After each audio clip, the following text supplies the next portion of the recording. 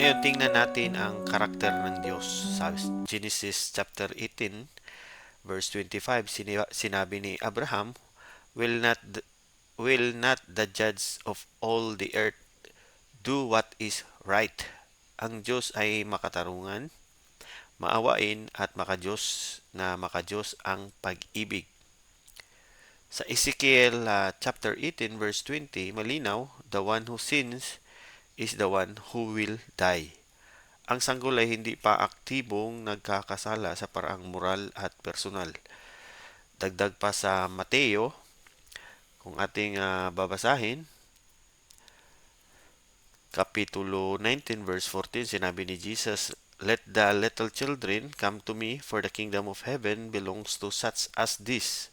Hindi sinabi ni Jesus, they will belong someday. Belongs, present tense po ang ginamit dito. Kung pupunta naman tayo sa salvation, grace at hope, may mga Christian theologians na tinatawag ito na age of accountability. Hindi eksaktong numero, pero malinaw ang prinsipyo, responsibility follows understanding. Ang kaligtasan ay hindi lang tungkol sa confession, kundi tungkol sa grasya ng Diyos. Kung pupunta naman tayo sa Romans chapter 5 verse 18, sinasabi, one righteous act resulted in justification and life for all people. Kung ang kasalanan ni Adam ay nakaapekto sa lahat, mas higit ang biyaya ni Kristo. Ang Biblia ay hindi nagbibigay ng technical manual, pero nagbibigay ito ng confidence sa puso ng Diyos. Ang Diyos na nagmahal sa atin habang tayo ay makasalanan. Ayon naman sa Romans chapter 5 verse 8 ay hindi magiging mas mababa ang awa sa isang sanggol. Sa huli, hindi natin ipinagkakatiwala ang sanggol sa system.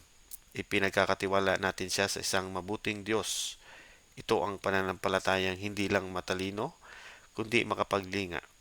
Maraming salamat. Please like, share, and subscribe dito sa Kristiyanong Pinoy para sa ating mga kaalaman ay magkaroon pa ng kalaliman.